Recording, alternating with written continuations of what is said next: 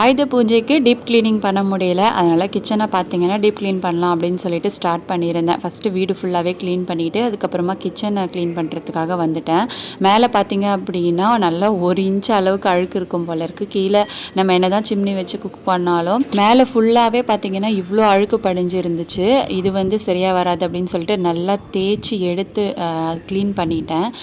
இது வந்து பார்த்திங்கன்னா கை வலி அவ்வளோ வலி வந்துருச்சு. இதுக்கப்புறமா நம்ம ரெகுலராக இந்த மாதிரி க்ளீனிங் பண்ண முடியாது அப்படின்னு சொல்லிட்டு இந்த ப்ரௌன் ஷீட் வந்து எனக்கு எக்ஸ்ட்ரா நிறைய இருந்துச்சு. அதை எடுத்து எல்லா இடமும் கவர் பண்ணிட்டேன். இதுக்கு மேலே அழுக்கு படிஞ்சுது அப்படின்னா நம்ம கவரை தூக்கிட்டு திருப்பி இன்னொரு ஷீட் கூட போட்டுக்கலாம். அதை பற்றி ஒன்றும் பிரச்சனை கிடையாது. ஆனால் இந்த தேய்ச்சி எடுக்கிறதுக்குள்ளே போதும்னு ஆயிடுச்சு. மீஷோவில் இந்த கண்டெய்னர்ஸ் எல்லாமே வாங்கியிருந்தேன். இது பார்த்தீங்கன்னா ஒரு 12 பீசஸ் கிட்ட வந்து இருந்தது.